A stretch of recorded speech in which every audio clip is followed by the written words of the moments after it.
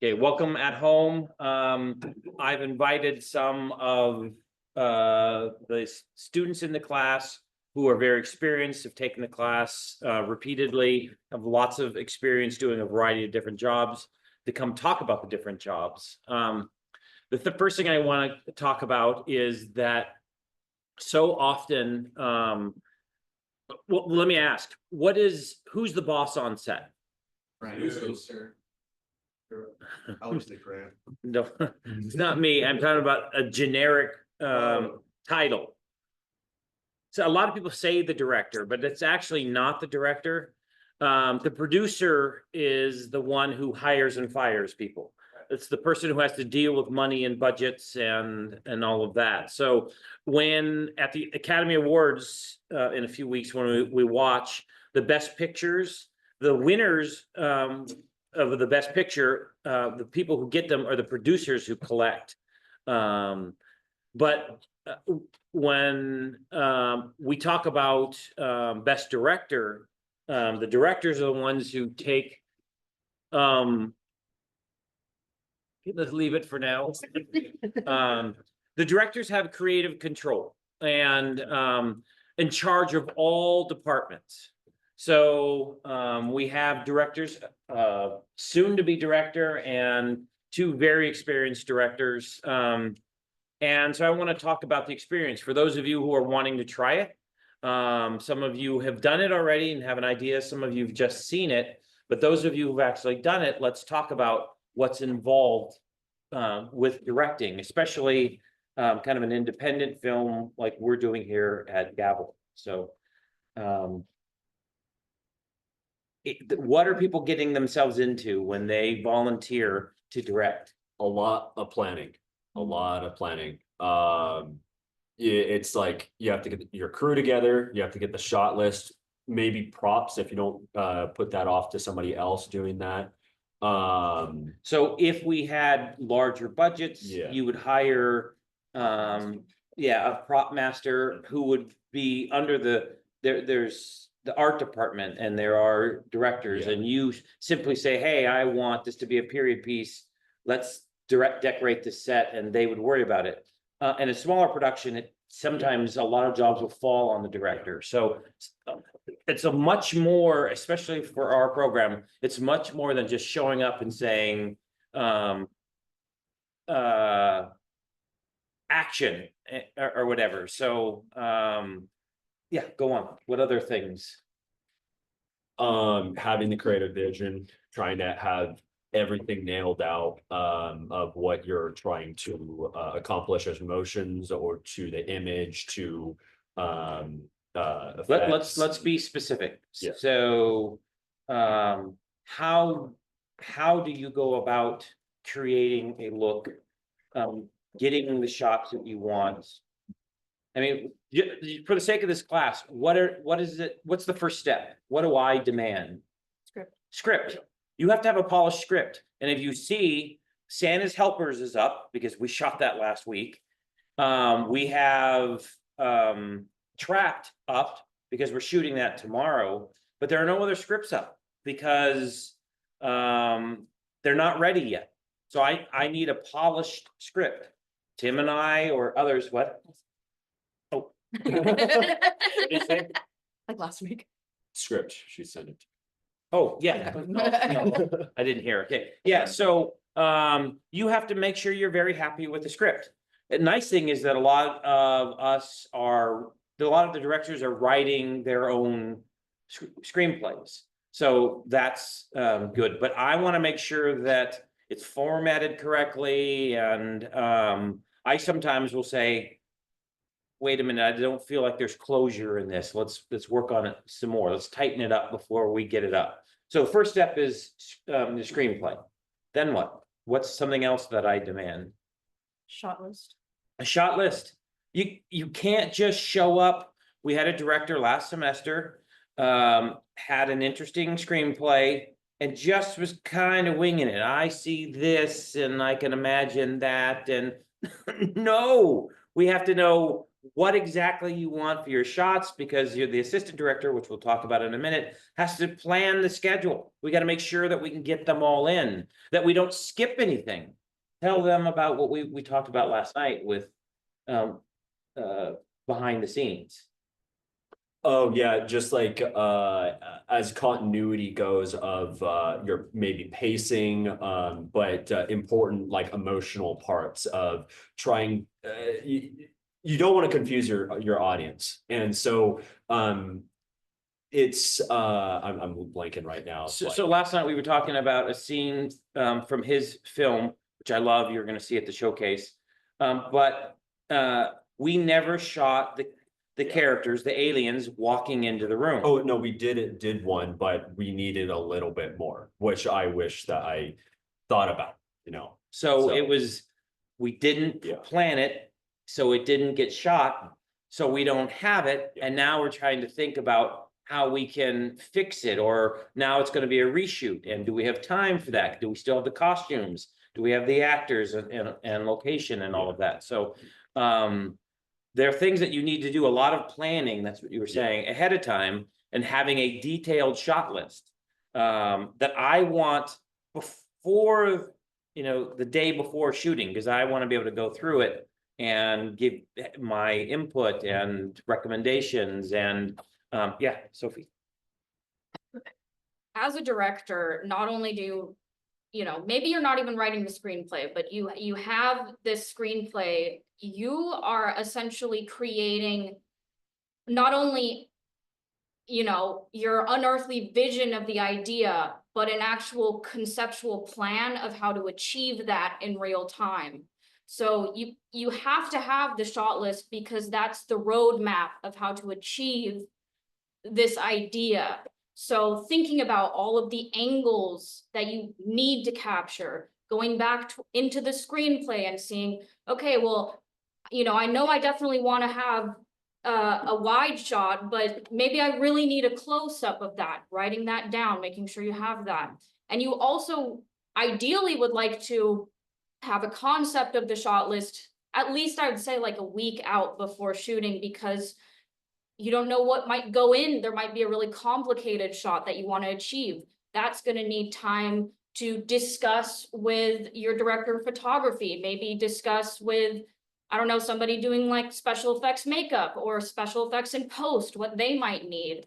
So building out a plan of how to achieve the vision. So there, a shot list is an early step, because there are a lot of people who have to see it, think about it, plan around that. So that's one of the other things I request. I also request information. What are some of the things that I want to know? That I, As crew wise, or so I want to know who is going to be your director of photography, who is going to be your AD, your scripty, your who's going to mix audio, who's going to do boom. You got to plan those things ahead of time. So we're going to talk about all these positions as we're coming up, but right now we're talking about how complicated, how much planning goes into being a director. What, the three of you have directed a lot. What else can you say about the job of directing? I like to have, I usually like, before I even begin a project or early on in the stages, I like to make sort of a database of all the information associated with the project. Usually use Google Drive. So, as soon as I have information, it goes into like a file in the specific group, like project folder. So then I can reference, I maybe I only have a few notes on how I want the lighting to look, but that goes in. And then there's always a place that you can kind of build up more and more information about the project. Your actors might have questions about makeup or costuming. All of that is stuff that you're thinking about too. You might be working with somebody else who's sort of the artistic vision, but maybe not on something like this. So you need to figure out what those answers are. The answers to everybody's costuming. You might consider even thinking about ahead of time how you want to direct a certain scene, like how you want the actors to be acting in that scene. They might have questions about the characters and what they're playing. So all of these things need to be figured out. And I think collecting all that information as it comes to you in a organized manner is super helpful, because then you can just go back and reference it. Yeah, and one of the big jobs of a director is to get the performances out of the actors. And so thinking about backstories or how you want them to do, how you're gonna block it, how you want them to move and stand, or the way they are going to give their performances, all of that has to be thought about ahead of time. And not a faint little idea, but actual concrete ideas. And that's what we're talking about. The director, there's so much planning that goes into being a director. And I'm not trying to scare you, because would you give up any of the experiences of directing any of the films? How much pleasure and joy and satisfaction have you gotten out of being? I always look at opportunities as kind of something that I could learn from.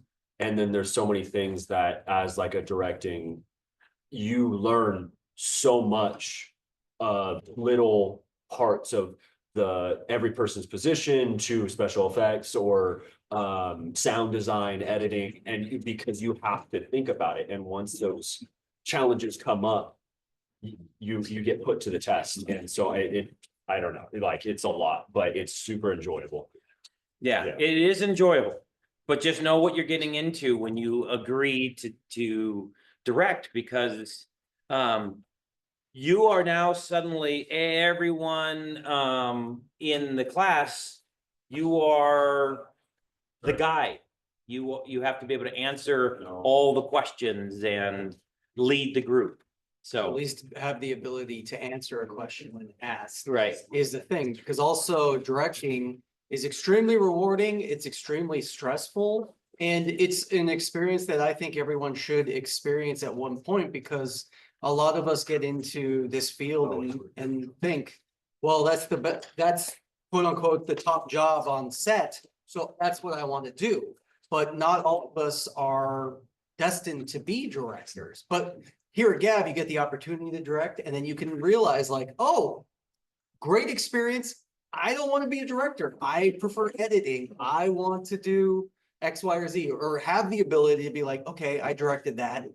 Wasn't for me, but I know that if I have to in the future, I could direct something again, or I know what goes into it. And Grant and I are here to make sure you succeed in as well as you can. So we're not going to let you full on meltdown and fail. We're going to have the film's going to be produced no matter what. And that's why I stress out, because I want to make sure that you're ready, prepared, have your shot list, have cast, have got your crew ready, have started to think about locations and all of that. So that. Yeah. It's just like a shadow person. I know, I think it's gonna work a lot better. So anyways, any other questions about directing? Yeah, you got a lot of great directors sitting up here. I have a couple things to Yeah, say. yeah. Number one, it kind of might sound overwhelming, like us all sort of talking about all these things that you need to, have happen or whatever. The good news is that filmmaking is collaborative, so you can come to some of these conclusions with other people. I think a really important thing that I wish I knew when I first started directing was how important it is to schedule time to talk with people ahead of time.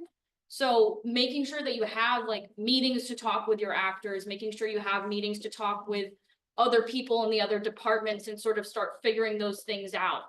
And then maybe writing down specific questions or things that haven't been addressed yet so you can start to address them. So just staying organized with stuff that you do know that you want to do and stuff that you might have questions about, and then scheduling time to work those details and those kinks out ahead of time. The good, I agree with everything you just said, Sophie. The good thing is that you have a lot of directors who have a lot of experience, and if you have questions, you can ask them. You can see what it's like. But what we're really hoping too is that you get to try all the different jobs. And so let's go through some of the other jobs. Who, right now, if this was the director's table and we were filming and this was the monitor, who's gonna sit beside the director to give her advice? The assistant director. Yeah. So the assistant director, let's talk about, what does that person do? The schedule.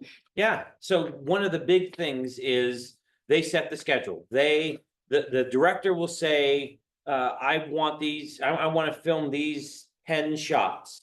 And then the assistant director will have to schedule what is the best order in which to shoot them based on actors' availability and locations and time and all of that.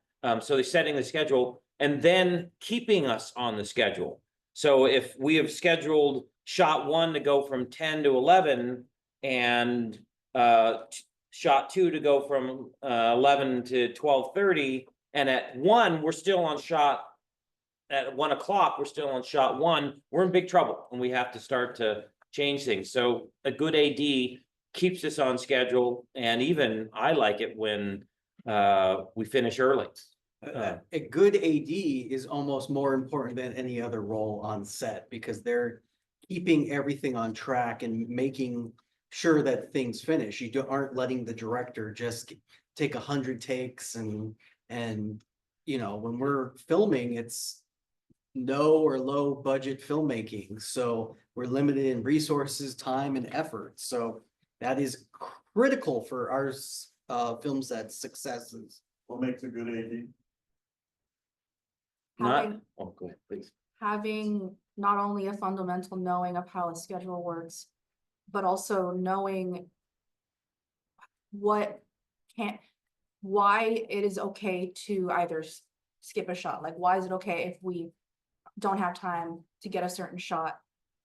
Kind of having an understanding of every other role in the room and every role that's going to be in post-production, and being able to schedule around that.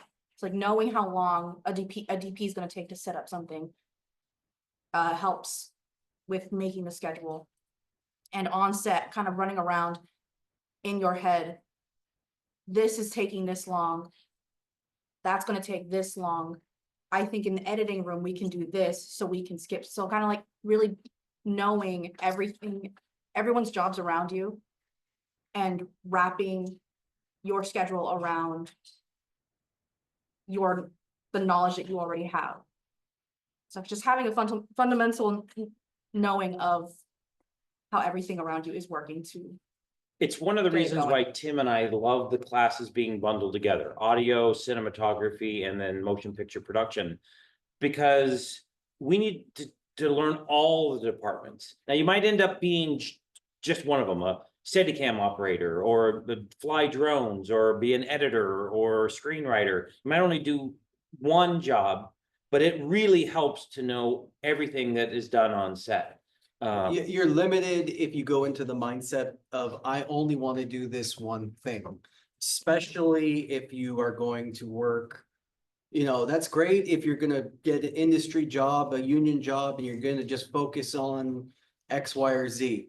But if you want to open up yourself and be open to other opportunities, it's great to have a knowledge base of this. My other job working in you know, video production for 20 years, I left college thinking I was a video editor only.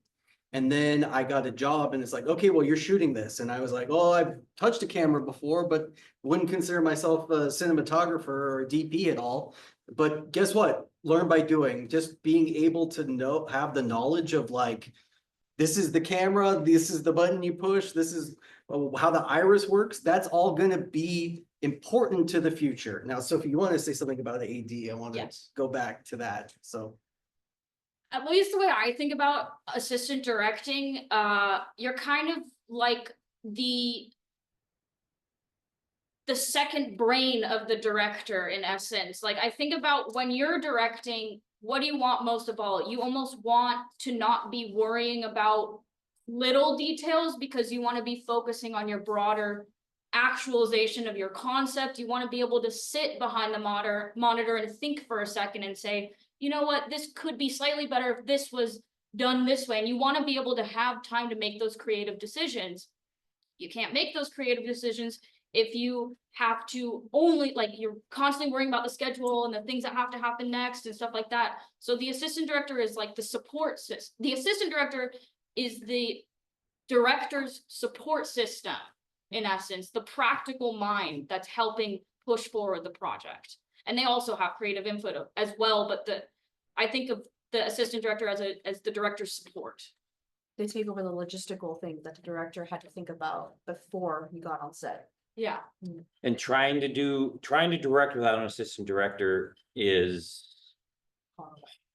yeah, it stops being fun. Yeah, because on set, the director should just be working with the actors and making decisions that need to be made, like, can we cut the shot, or how important is this for you? But really, the director's on set to get the performances out of the actors when you're on set.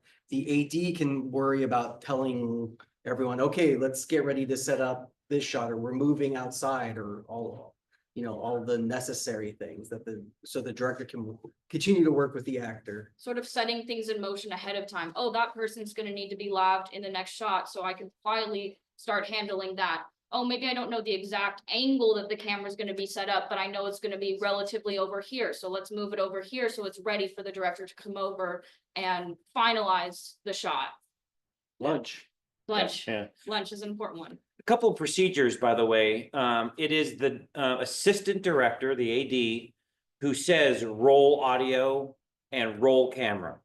And it is then the director who says action and cut. So that's one thing. Another thing that we want to try to follow is that not just anyone can talk to the director. One of the worst things that can happen is somebody who is not part of the director's team will walk up and say, well, why don't you try this? Or the worst thing to do is don't tell the actors how to act. That is the job of the director only. I have to watch myself, by the way. Oh, Sometimes me I too. will. Yeah, no, like on set, especially when I get to be on set, I tend to talk to the AD and be like, have you thought of this? Or has the director thought of maybe doing an alternate take like this? And then the AD can choose whether or not to relay my ideas to the person, be like, no, which is totally fine. We're people too, and we have our own opinions, but yeah, I know that I try not to, it's hard when you're an instructor, right? Like, but it And is. technically the producers. Yeah. But we shouldn't be. We should not talk to the actors. We might say, if Marty's directing, hey, Marty, they seemed a little angry. Maybe try a light one this time. And Marty might say, no, I want angry. Oh, okay. It's Marty's the director. Marty makes that decision. And I can't tell you how often it will happen. And I'll try to say, shh. How someone in there will want to talk to the actors. Hey, do this. No, you can't do that. It's the only on your shoot you can. When you're the director, then you get to talk performance with the actors, but it really needs to belong just the job of the director. And the director gets to decide who he or she they want to take advice from. For me, I like having a relationship with my DP, my director of photography. I want that person, their advice on framing and camera movement and things like that. I also want to talk to my AD. And so I tend to have a couple of confidants, people I talk to during a shoot, but not just anybody. So who have you confided? Who is someone that you talk with during the shoot when you directed? I've Marty and then Sophie. And what were they? They're ADs. Okay. Yeah. Yeah. So DP. sometimes too. It's just like, asking of like, what do you think about this? Or maybe you guys have just like, if you have another idea, I look at it as, because it's a collaborative effort. They're gonna be watching at the end. What, is there something that we could, as a overall, make this project just a little bit better? If just getting different. Hopefully you have those voices. conversations Yes. before you're shooting. Yes, Mhm. yeah. Cause it's sometimes having a captain Mhm. who doesn't know how to steer the ship. Yeah, and no, you control have the an ship. idea, but you're trying to get a little bit more, maybe there's something that could change the whole project where it makes it better, you Yeah. know? Who else sits at the director's table with the director? Watching the monitor? Director. Yeah, we call them the scripty, the continuity director, sits with the director taking notes. Did you like that take? Is that the one you want to use? Wait a minute, his collar was up in the last shot and now it's down. Let's make sure that, or wait a minute, the glass was here now, but on the last take, I'm pretty sure it was there, or all of that. The level of water in it was lower, higher. If actors are drinking out of it, or yeah. So it's important that the scripties sit right there and be aware of continuity issues. And so that person needs a front row seat of the monitor. That's that person's job. Also, quite often, we want the scriptie to have a camera. So we can take a picture of hair or clothes, especially if you're going from one scene to another. Quite often we'll shoot everything in one day, so it doesn't happen as much with our short films, but when you start doing longer films and there are multiple scenes, that can be a very big issue. We shoot part of a scene one day and have to come back the next day. We have to make sure, we already had an issue. I screwed up last week. We had Santa reach with one hand, and then in a different angle, it was with a different hand. And so I'm gonna need to flip the frame, and suddenly it's gonna look, is that what it was? It was it was the same hand, it's just that in the wider shot, the hand was coming in from Oh, different. the left of frame. In the close-up, it was coming in from right of frame. But So- it was the same hand, but it's gonna be an issue later. So those are things that you have to think about ahead of time. And I can tell you so many horror stories about things that were messed up in the past. So scripting is incredibly important. I was gonna say, like, also if you're directing and you're working with a script supervisor, you can kind of help them and be like, hey, like, I really need a picture of this because I'm gonna wanna reference it later, so you can also cue them to take photos of specific things or try to remember specific details that you, as the director, might forget or somebody else might forget. Yeah, as a script supervisor, I usually actually take pictures of every shot. Like once the DP is set with the frame, I take a picture as it is in the frame, and as it is, like, as we can see it as the crew. so what's nice about the red is that we can go back and look at everything shot, because it's all on the same card every day.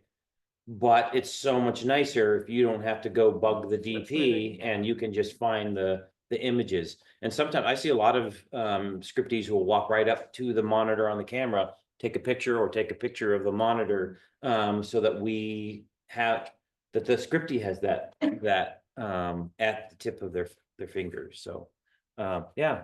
So Yes, Sophie. I also think, like, script supervisor, another really important part of that is looking and watching the dialogue. If there's dialogue in a scene and how that progresses, if a line might be skipped that people don't notice, or different wording, and it might be really important that the wording's a certain way. So also actually, watching and paying attention to the script and knowing the script well to be able to say, hey, that line was a little bit off, or so also paying attention to dialogue and what's happening in the screenplay. Because a lot of times actors will jump, they'll skip 2 or 3 lines, and then if you don't have that, you're missing it. So yeah.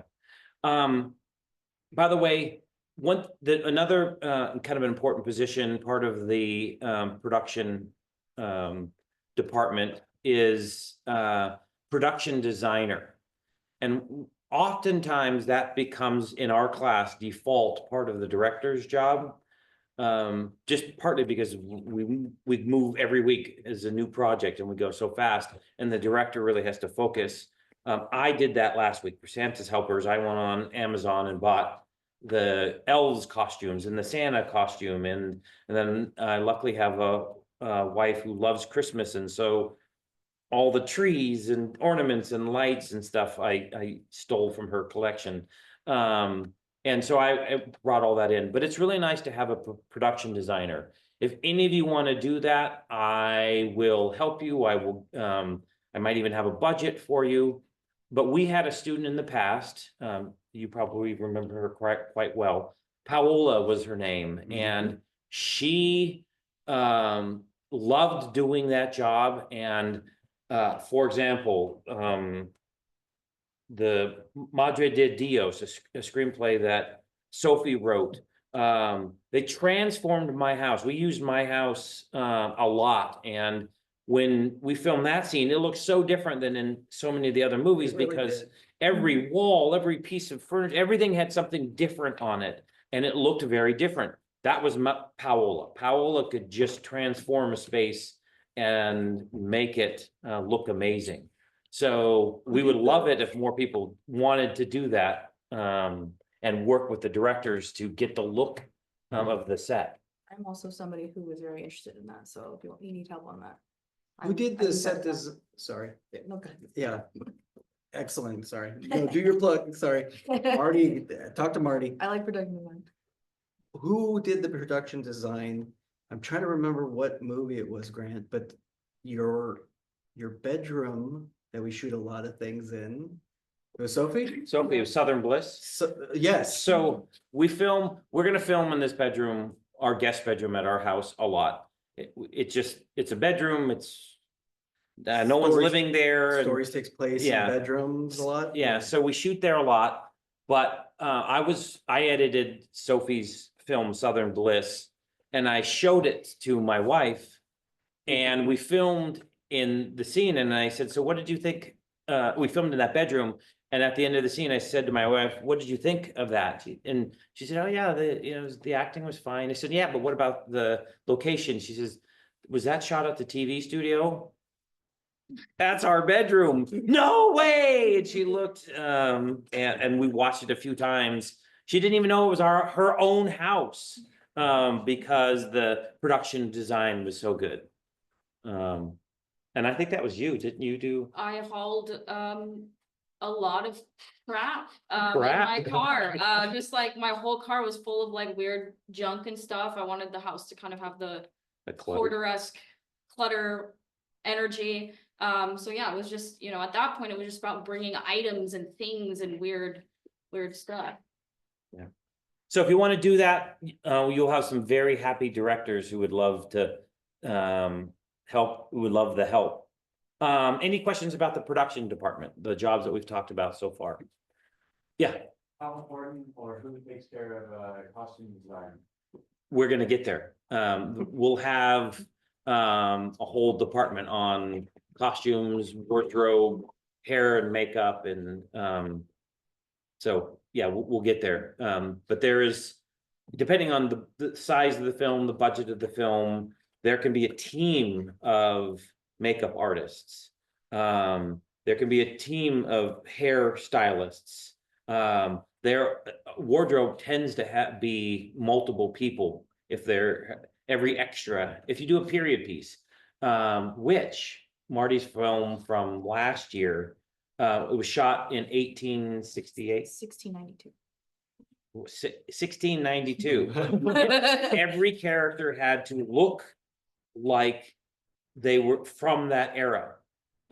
So hair styles, speech and other things, but everything, the boots, the weapons they were carrying were a pitchfork and an axe, and no AKs or things like that. And Marty thought about every tiny detail. And that's all stuff that has to be, I'm off topic, but anyways, let's go to the camera department. So we've all said the term DP. One of you, what does DP stand for? Director of photography. Director of photography. What does that person do? What? Often, in our program, it's almost always the case, but it's more than that. Charge more or less the visual style. How Yeah, so, There. yeah, the DP will oftentimes choose the camera, whether it's film or if it's an RE or red or something else. It's the look, it's the lighting, and the look of the film is controlled by the DP. Now, though the director has supposedly had discussions with the DP to get that look, whether they want constant movement, it's gonna be dollies and jibs or they want very static shots, or Jason loves to shoot on the 50 or 85 because he wants close-ups. That's a look that the DP decides with the director. You had your hand up? Yeah, and because the director of photography has so much to do, they have all their assistants, the first. Okay, assistants. good. Let's go through that. Wait, I got one question Yeah. before we move off of DP. What's the difference between cinematographer and DP, Grant? Different term, same. It's the same. The cinematographer is the director of photography. Now, what about DOP? So what are some of the other people in the camera department? What? Yeah, so the DP will often have numerous assistants. They have very specific jobs. So first AC, the first assistant camera. What is the job of the first assistant camera? changing lenses, changing, well, essentially hot spots. Yeah, so it is the touching of the camera stuff. It is, They're building the camera before the DP gets there, or if the DP needs to work on something else. building the camera, first putting the power. Is it plugged in? Do we have a battery? Which lens? We swap lenses a lot because we like to shoot in primes. We have the external monitors, so we have the wireless system. There are remote follow focus, all of the stuff that goes involved. The first AC works with the DP to get that done. A lot of DPs don't even want to deal with it. So the first AC is doing that and often is helped by the second AC. What is the job though of the second AC? Well, wait, Oh, can yeah. we, there's one thing to know, if you're like on a set with a bigger crew, your DP might not ever even touch the camera because they have a person in between that, the first AC and the DP, and that's the camera operator. So that could be, I'm an old guy, right? And so maybe I don't want to I don't want to have to do the steady cam myself. So I'll have a camera operator to be the steady cam or running the camera or physically touching the camera. That is a camera operator, is that role. Yeah. So our DPs tend to be the camera operators as well. Yeah, and that's pretty common, although there are, especially as DPs age, they want to do less and less of the physical work. But they'll do a lot of them will do it when it's on sticks. As soon as you have a Steadicam operators, that's a job in and of itself. Mhm. Very rarely does the DP do the Steadicam work. Same thing with jib work. Jib work is a skill that takes time to learn, and handheld. A lot of DPs don't do the handheld work. Drones, you got to have a license to do that. So the simple stuff on sticks or maybe handheld, the DP will do. Oftentimes, when you have more complicated shots, you have outside camera operators to do that. Steadicam is the one that I can think of. Steadicam and drone are the two that I think always have someone different, unless. Well, you could also just be a handheld camera, right? Like that was all the rage back Yeah. in Jason Bourne time. And that's something that like is wearing and taxing on your body. Yeah, Sophie. I wanted to talk about focus. Yeah, good. So there may be like a shot that's very movement heavy. And, you know, say the director of photography or the camera operator is moving the camera actively as the shot's moving around. Well, it may be that the shot is so difficult to execute that they are not able to dial the focus and change the focal length. And another separate person will be in tandem working with the person who's operating the camera to make sure that the focus stays the way it needs to be, on a separate monitor. So that could be an entirely separate position, or you may even have somebody that's specially for the project going to be doing that. Pulling focus, in my opinion, is the hardest job on set. It's a tough job when you're doing handheld and you're trying to focus while trying to keep the actors in the shot, and it's unpredictable and sometimes, and so having that off your shoulders of focus, it helps so much. And so you could just focus on the performance instead of have to sit there and Well, hopefully the camera operator will be worrying about framing. yeah. And then the focus puller is making Yeah. sure it stays in focus. I'll give you one of those nightmare stories. We had one semester where we had this one person, and he knew a lot about cameras. And he usually framed things pretty well, but everything was always soft. What does soft mean? Yeah, it means it's slightly out of focus. And every shot was at least a little soft and probably didn't. And I would always say, go straight to the monitor. Wait, that looks soft to me. No, it looks good. And we have tools on the camera, edging and ways of making sure that it is in focus. And he wouldn't use them. It's really important, especially if we're shooting in 8K, that things are in focus. And so we'll talk about And that. then on top of that, if you're on shallower focus, the shallower depth of your aperture is more open, you only have so much give. And so you have to be on it of making sure it's in focus, because if the actor moves just a little bit and you have to predict that of their framing, there's fine details that you have to be aware of. And we'll get to talk about this and practice the stuff on future classes. But yeah, pulling focus is incredibly hard. Yeah, Sophie. I would say number one, out of focus can ruin an amazing shot and an amazing performance. So it's a huge, bummer. But the other thing I wanted to mention was the director of photography is somebody that could talk to an actor and let them know, hey, here's where your framing is, but beyond here, you're out of frame. If you move too close, you're out of focus. So there is some level of communication that the director of photography would have with an actor, and it's more of these practical things like, I'm gonna stop here, but when you keep going, you're gonna be out of focus at this point, or we're only catching your you from this point up, or something like that. So. And while we're speaking about focus, focus is also another thing that the director could think about, because focus is a storytelling tool as well. Like, what is the focus of the shot?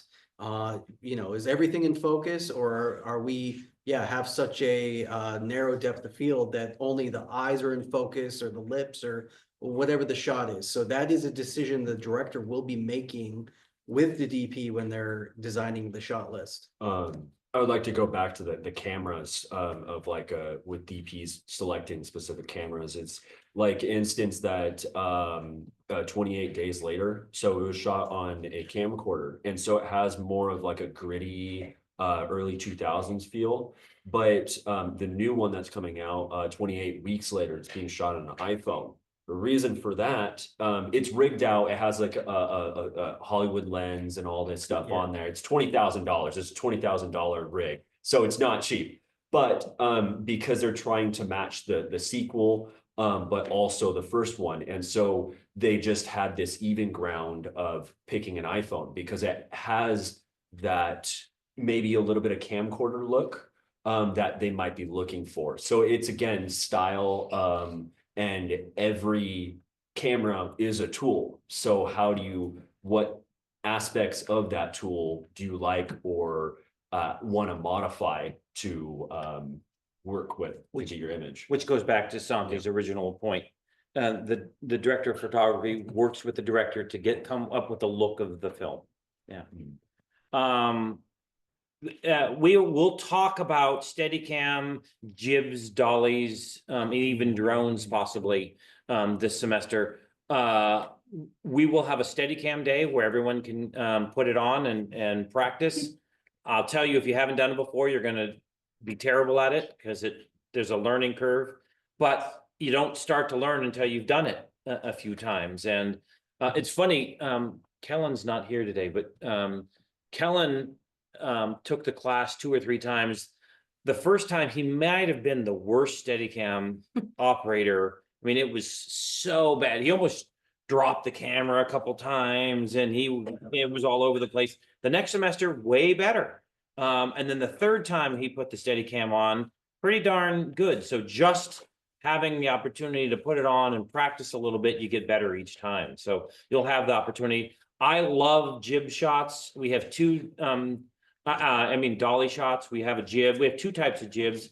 But now I don't use the big one because we tend to fly drones. Tim now has his license and yeah. So the Steadicam, the one that you wear? Yeah. Yeah, that's a good. It's basically an arm that is attached to a vest and the camera floats. And the basically counterbalances to give you that floating effect. So if you're following someone behind, or it's like running, stuff like that, we can show examples. If I wanted to follow you going out of the classroom and then through the library and up the stairs through the student union, I could go the whole way, go upstairs, in and outdoors and all of that. And the camera would just kind of float. And how else would you do that? I mean, if I wanted movement, I might have a dolly. Yeah, or you could just put it on your shoulder, but you're way more, your knees and your body's gonna make it more shaky. And that makes your audience more nauseous. So, yeah. Think Blair Witch. Yeah, Blair Witch or Jason Bourne. And then the jib, which what we've been mentioning, think about a big long pole and you put the camera at the end of the pole and it's counterbalanced by weight. And then the camera, it can be controlled with the angle up and down, but basically you can go from a low shot to a high shot, which is basically drones have replaced really big cranes or helicopter shots, which used to be. But indoors, they're still used. So didn't you have a bed shot where 2 people were in bed? Somebody did. Somebody did. Yeah. Yeah, so there was the jib was at the ceiling pointing down at the 2 people who were in bed together and kind of a bird's eye within a room. So we have 2 types of dollies. We have a duty dolly and a doorway dolly. What's that? Doorway dolly is big enough so that the director and the camera operator can ride on the dolly. But what's a dolly? A dolly is a system for having the camera move. So it runs on, well. Think of a skateboard, but a big skateboard that you can put a tripod on and you have a track so it can do a specific movement. So the whole camera and the camera operator can push in and get a movement from basically like going into there, right? Or going back. And The skateboard was a train. yeah, Yeah. a train or a skateboard, Rolling basically. platform. Yeah. So I love moving camera, and so I encourage people to try it. So we'll use the dolly, probably the jib and the Steadicam this semester. So we'll learn all those things. But okay, so I think that's most everything from the camera department, except that we'll shoot BTS behind the scenes footage. I think we skipped second AC. Oh, Slate. so yeah, the second AC does the slate. The slate is the clapper where it says scene 1, shot 1, and then we do the slate. Now, someone tell me why the slate is important. What is it? matches the sounds of the audio. Yeah, in the old days, when they had film, they didn't have a way of syncing the video, the image, with the audio. And so if you have the slate, you can see the spike of the audio, and then you match that with the closing of the slate, and you can match them. Now ours is digital with time code, and it allows, with a push of a button in editing software, to sync audio files with video files. And so the audio of the camera is not great. They're just not meant to record audio. And so we will record on an external audio recorder. We use the F8 in this class. And then we sync that footage up with the camera later. So the slate is the tool that helps sync up time code. Yeah.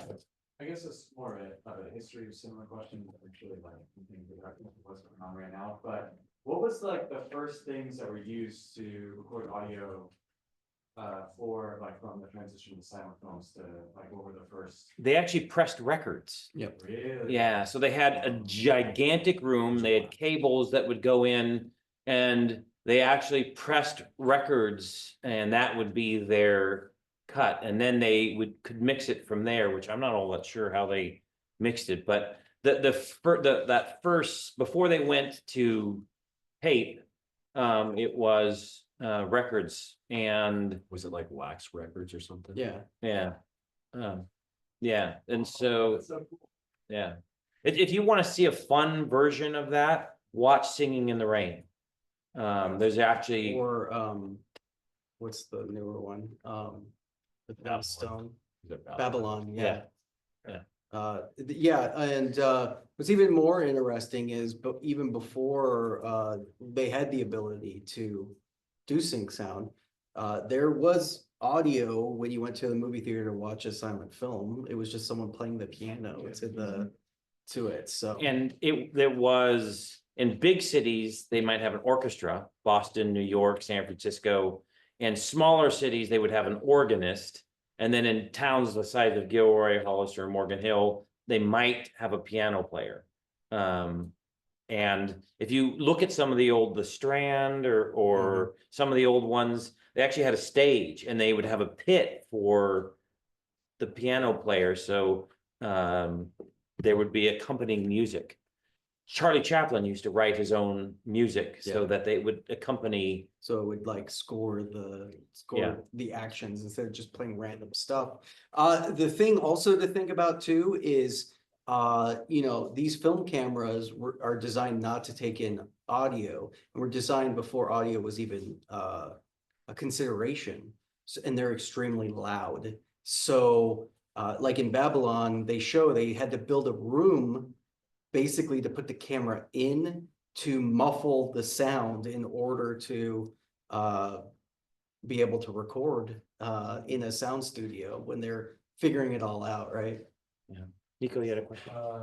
The original soundtrack or the orchestra piece for Nosferatu is technically lost.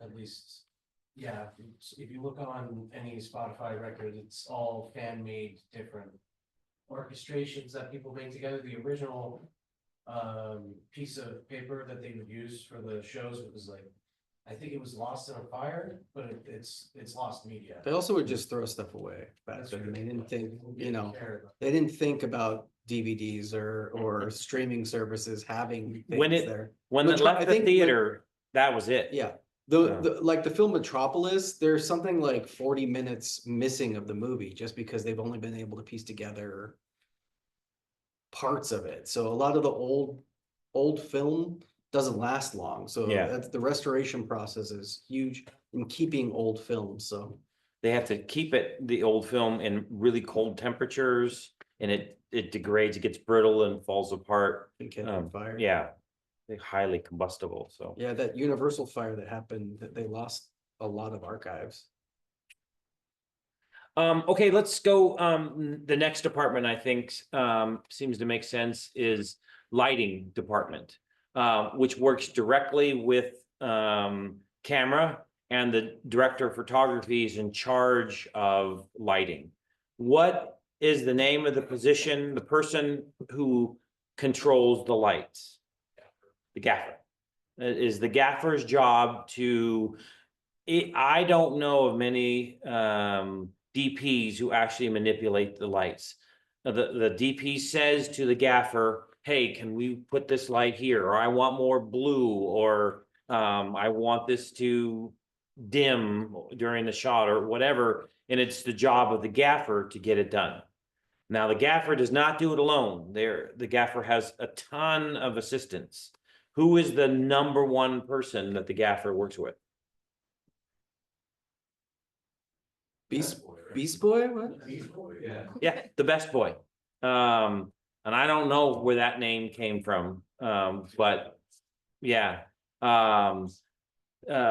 They often will have an electrician, a licensed electrician to keep track of how much wattage and stuff is being used, so you don't blow fuses or trip breakers. The key grip is in charge of the team of grips. Smaller productions, the gaffer, best boy, key grip might all be one person. But I have worked on sets where there are a dozen, there's a key grip and there will be a dozen grips.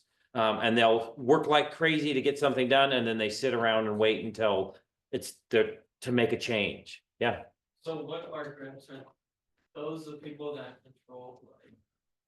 The grips are the muscle. They're the ones who They're will. moving the lights, they're moving the stands, the sandbags, Yeah. the cables. They're the ones who are physically doing the Installation. actions, yeah, installation. You set up all the lights and then they sit and they wait in case they're like, oh, we need more, you know, we need a fill, or we need X, Y, or Z. And then, okay, time, okay, and cut. All right, moving on. And then they'll take it all down and set up for the next shot. And film, there's a term, hurry up and wait. So the grips work really hard, really fast so that you go from one shot to the next. I mean, if you have the camera on this side, if you're shooting one scene behind us, the camera's there and suddenly it's there, you might need to make a dozen changes and moving things around. And so the key grips, or the grips will come in and move quickly with the guidance of the gaffer to get everything done. This semester, I hope everybody does some grip work. When it's time to unload the truck, or to, tomorrow we're bringing a car in. All this equipment is gonna need, and tables and everything are gonna need to move out of the way so we can bring the car in. And I'm hoping that it's not just Jason doing the whole thing, because it will have a lot of work to do, so. Yes, Sophie. Well, now that we're talking about all these jobs and like the setup required and stuff, I think it's important to maybe re-mention how important the AD is, because they're creating a schedule that's based off of almost efficiency. Like, say the beginning of the day has a really incredibly complex shot with really complicated lighting. That might be like, to the AD, that we should do first, because it's going to require the most effort, the most muscle, the most time, and then we can move on to easier stuff. So now that you're hearing all these other jobs that are involved, you can kind of think about, you know, the complication of certain setups and how that might play in. There's so many factors. Sophie, why wouldn't we schedule the like most complicated shot for the end? Because people get tired and sometimes people leave. If we're doing something like this, you know, we can't force you to be here. And yeah, you want to really schedule the most complex stuff right at the beginning of the day when people have the most like vigor, I guess. And then, you know, after lunch is another sort of lull. People tend to kind of slow down, and that's just kind of part of the Human experience, right? Yeah. Yeah. Fatigue sets in, you know, you'll be on set for, you know, 8, 10, 15 hours sometimes. And yeah, it's definitely important that Crafty is feeding you and caffeinating you, I think, so. There might be one reason I can think of why you wouldn't schedule right at the beginning of the day, and that would be some type of continuity thing, like say the character has a huge makeup look that needs to get done, you can set that up really early in the morning and have them come in, and then you're gonna take that all off, or if they shave their head and you wanna get, whatever, so. Yeah, you're gonna do it for most efficiency too, right? But movies, I don't know if it was said yet, but it's not shot chronologically to story. It's shot based off of locations, based off of who's available, right? Like you don't want an actor who's in your first shot of the day and the last shot of the day. That's kind of really rude to that actor. You want to be able to get that actor done as soon as possible, all things considered, right? That's all those considerations go into that when you're planning your schedule. Yeah, a lot to think about for the AD. Okay, let's move on to the audio department. Emrys has probably done as much or more than most people up here, so sound mixer, you show up if you are mixing that day, to tell us what goes into that.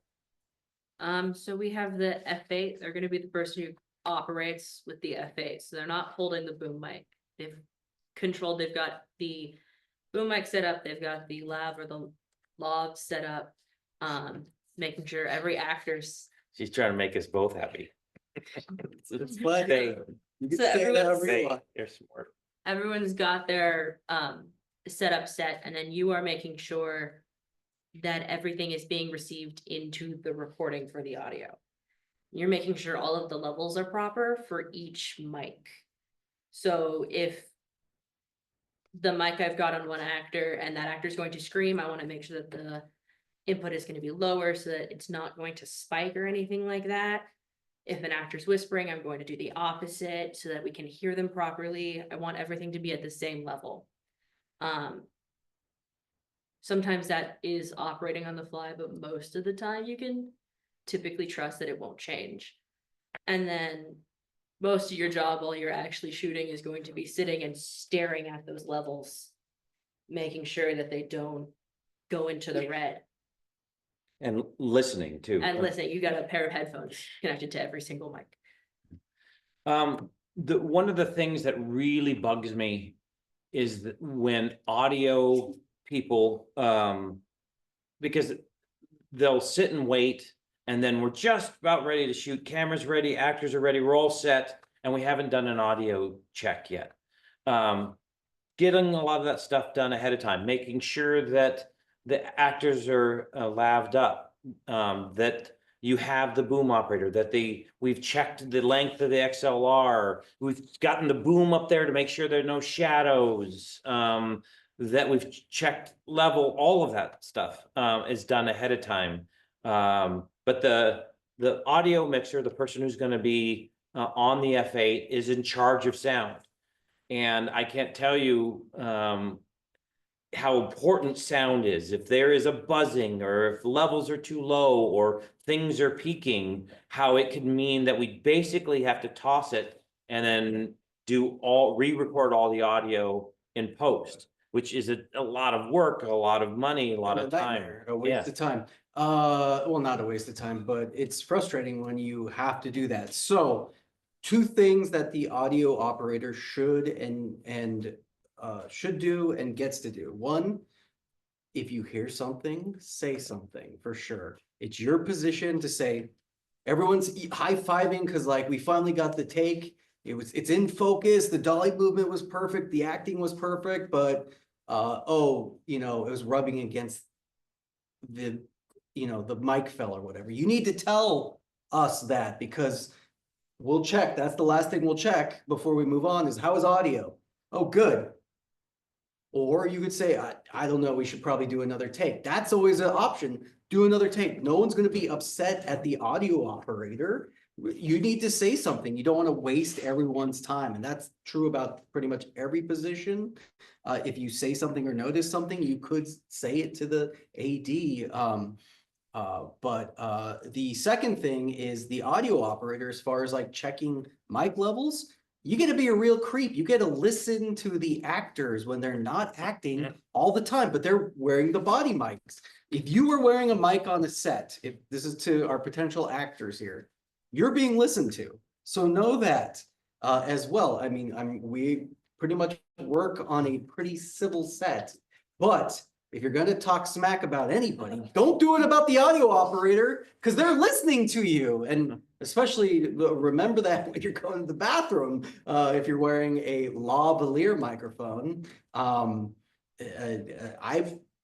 been an audio operator. What this is one of my favorite stories. So I was the audio operator for a promotional piece for Christopher Ranch, and we had flown in a celebrity, Teresa Giudice. She's one of the Real Housewives of New Jersey or something. Was coming to go to the Garlic Festival, and we were in a garlic field shooting her. And she was mic'd, I was listening to the audio, and she's getting mic'd, and her assistant comes up to her and is like fixing her hair. But then I hear it in the audio, and the assistant goes, "You love garlic, it's really great. You like how it tastes. Okay, that's what you're gonna say." And she's like, "Yeah, okay." And then it's like, this is a person who like is on TV all the time and is being told like what to say. So it's pretty funny. So I've got some lav stories that I'll share with you, not on camera, but anyways, there are multiple mics.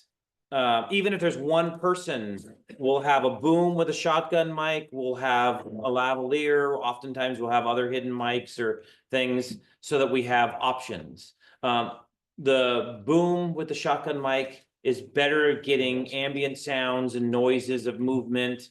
But vocals are better with lavaliers unless it's a tight space that's very quiet. So and there's a lot to keep track of, all the different levels.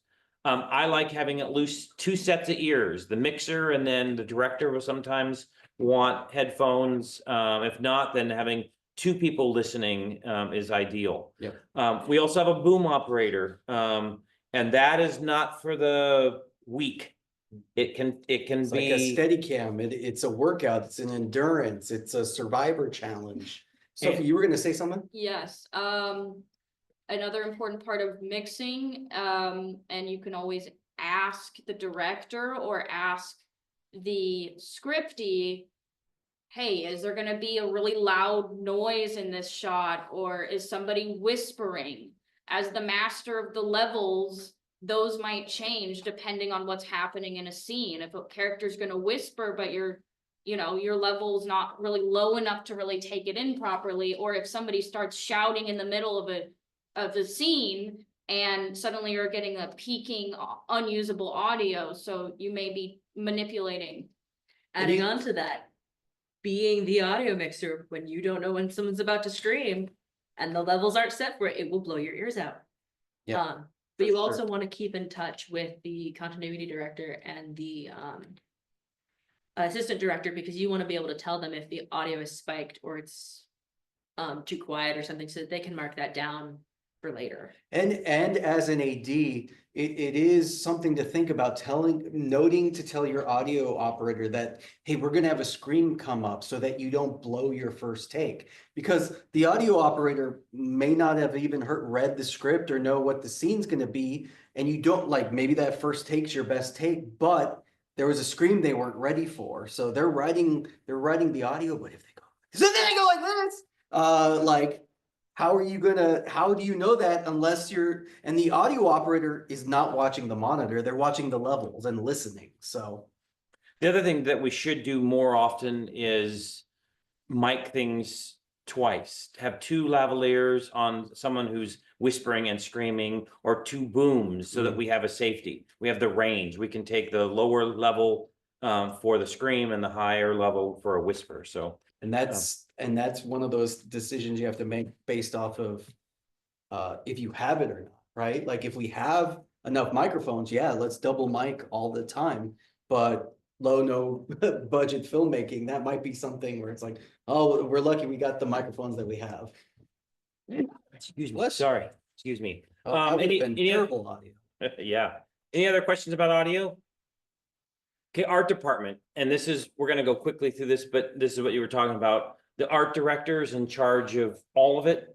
But there's a prop master, there's set decorator or dresser, storyboard artist. So that's the look, not through the camera, but of sets. And that's a big part of it. And then makeup, wardrobe department, the costume designer, the artist, the hairstylist, makeup artist, special effects makeup. So Sophie does a lot of special effects, but if we're trying to make someone look good, handsome, pretty, we might bring in Gavlin, we might have cosmetology come and have someone's hair combed or, you know, or styled. Wardrobe is another one. So all those are, and then there's a bunch that we rarely deal with, but there's pyrotechnics and explosives, there's special effects coordinator, which right now is basically Jason. Stun coordinator, I'm looking at you, but you, if you want stunts done, Noah's the one. Noah will fall at the drop of a hat on Concrete. on, yeah. But stunt, location manager, location scout, craft services, which tends to be me. Although I'd love help if anyone wants to, but having snacks, drinks throughout the day, and then having a meal somewhere in the middle, lunch or a dinner. And I don't know of anyone, we have never done transportation, but those are all the major departments for big films. Oh yeah, that's a new one. And by the way, someone got dinged at the Oscars. I think it was Nora. Oh, Nora, yeah. Because they didn't have an intimacy coordinator. Yeah. So that is becoming a big thing. And it doesn't even have to be like a sex scene. A kissing scene has to have an intimacy coordinator now. If you get too close, who could I do this to and not? You can do it to me. Better do it to me, Grant, because. But if we had a scene where we're. That would be, for some people, they would want an intimacy coordinator. Chew gum before you get your face next to mine, or if we're gonna hold hands, or I mean, that is something that is kind of part of what is done on set now, just so that everyone feels comfortable. I would also really recommend, if you are writing a kiss into your script, when casting, you need to check with your actors and make sure they're okay with kissing. We use a lot of student actors, and you can't just assume that every actor wants to kiss someone else. And when you're working with free actors or you want to be considerate, that's something I would go into and note that, hey, I want to cast you. There is a kissing scene. Are you okay with that? And then it'd be like, well, no, not really. I have a girlfriend or I have a boyfriend. I don't want to do that, or I don't, or they'll be like, heck yeah, okay. So. Or violence or nudity or any sort of compromising or uncomfortable situation. And with an actor, you'd be like, hey, I would always put that forward and then like, here, read the script. And, but I would always push like heavy, intense stuff in your pitch. And also just know that your actors may only just read their parts. They might not necessarily like read, like, they might just be looking for their character's name and not realize that in the description before it's a full-on makeout scene or whatever. Yeah. So, any questions about the jobs on set? Yeah. So with audio, I'm curious to know, when do you know when to use like a lavalier compared to boom mic? Here's the rule of thought. And by the way, we didn't talk about room tone, which is what often happens on sets. We don't shoot room tone. But anytime there's dialogue, I like to use a lavalier. I just feel that it's in a place that is captures good dialogue, human voices. But I also, if at all possible, I want to have a boom too, because it's a safety. Sometimes it catches movements, footsteps, or other sounds better than the lav. So multiple mics are ideal. I mean, you'll learn it by doing it, but there's some instances where a lav microphone isn't useful. Like if Grant and I are fighting, but we're talking while we're fighting, you know, if we're doing this or I'm like, touching this, we're gonna hear that. Whereas like the boom may need to do that. Or we're going to maybe say like, hey, you guys fight a bunch and then stop to talk or whatever, you know, that might be a consideration in there too. Yeah, The log but- to the labs can end up picking up heartbeats or bodily functions, but the boom mic, but the boom mic can also pick up things like airplanes and cars that are 3 miles away. Yeah. So it's gonna be a learn by doing type of thing, but for sure, different instances are those two main microphones that we use. As many microphones as possible. let's, if you mix this semester, you have to remind the AD that we need to have room tone in every single room. Every room sounds What's room different. tone though? So if we, everyone be quiet for a second. This room has distinctive, there's some kind of, there's not even fans on, but there's some kind of buzzing coming from, I think it comes from the closet of the control room. But yeah, these lights all make a noise. Every room has some kind of noise, and we need to have that, so when you go to edit, you can have room tone that can go over all of it. The other thing that's funny is you can point a microphone in one direction, it sounds one way, and you point it in the other direction, it sounds very different. And so you want room tone from a variety, because sometimes you have to have that to make it work in the mix later on. So we need to get 30 seconds to a minute of room tone in every location this semester. We forget it all the time. So So it's on all of you now. any other questions? So I can, nobody joined us, nobody texted us, so goodbye, everybody at home.